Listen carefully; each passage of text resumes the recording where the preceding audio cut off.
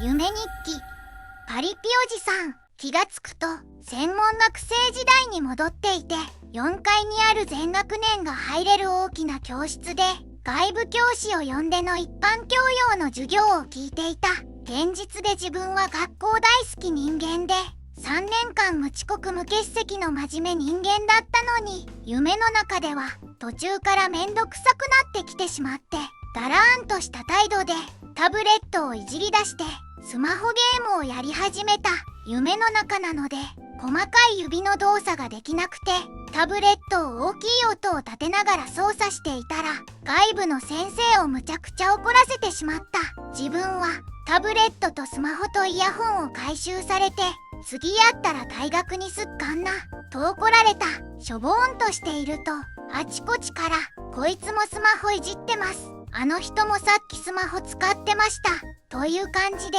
チクり合いになってしまって、ものすごく空気が悪い状態のまま授業が終了した。3階にある自分たちの教室へ戻ると、1年後輩で30代後半のむちゃくちゃパリピで陽気で明るいおじさんが、落ち込んでる自分を励まそうとやってきた。そのおじさんはパーソナルスペースもむちゃくちゃ狭い人なので、大丈夫でした大丈夫でしたと言いながら、帰宅直後のワンコのようにまとわりついてきた。自分は分かったからと言って、なんとか隙をついてトイレに逃げ込んで、尿意もあったのでしょんべんをしようとすると、同じクラスの白髪の50代のおばさんが入ってきた。あれ、すいません、ここ女子トイレでしたっけ？あれ、すいません、すぐ出ますんですいませんと思わず言ってしまったが、トイレには男性用小便器があるので、あれ、〇〇さんの方が間違えてるよなと首をひねっていると、〇〇さんは自分を完全に無視して個室トイレに入ってしまった。まあいいかと思い、今度こそしょんべんをしようとすると、例のパリピおじさんが入ってきて、嫌だな、僕が見ようとするわけないじゃないですか、見ませんよ、やめてくださいよと言いながら、目をギラギラさせながら自分の陰部をガン見してくるので、もう途中でしょんべんを止めてトイレから出てきてしまった。するとどこにいたのか、小学1年生ぐらいの男の子が自分の腰にペタッと張り付いてきた。あれ、お父さんと勘違いしてるのかなと思って周りを見回しても、それらしきお父さんはおらず、現実世界で自分に子供がいないというせいもあって、子供相手にどういう口調で話したらいいのかわからないので、お主どうしたのじゃ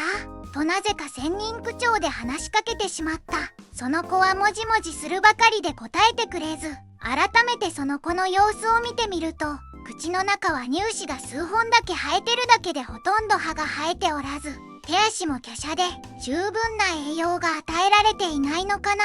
と感じた。自分はこの子をかわいそうに思ったので、親御さんを探すために腰に抱きつかれたまま校内を散策することにした。この時にはなぜか小学校の校舎に場面が変わっていて、他のクラスの人たちにラブラブじゃんとよくわからない冷やかしを受けながら歩いていると、1階の玄関口で親御さんらしき方が小走りでやってきた。めちゃくちゃ平身低頭で感謝してくるので、自分もめちゃくちゃ平身低頭で、いやそんなことないっす、当然のことをしたまでっす、そんな大したことはしてないっす、でもよかったっす、ご両親見つかってよかったっすと言って別れた。まだ中途半端にしょんべんを止めたのが気持ち悪かったので、1階のトイレに入って、ああやっと落ち着いてしょんべんができるわと思いながらしょんべんしていると、あれ、これ夢じゃんと気がついて、あまりにも放尿の感覚がリアルだったので、うわ、やべ、これ絶対しょんべん漏らしたと思いながら飛び起きたら、結局しょんべんは漏らしておらず、しょんべん自体はしたかったので、すぐにトイレに駆け込みました。最後まで見てくれてありがとう。また見てね。チャンネル登録お願いします。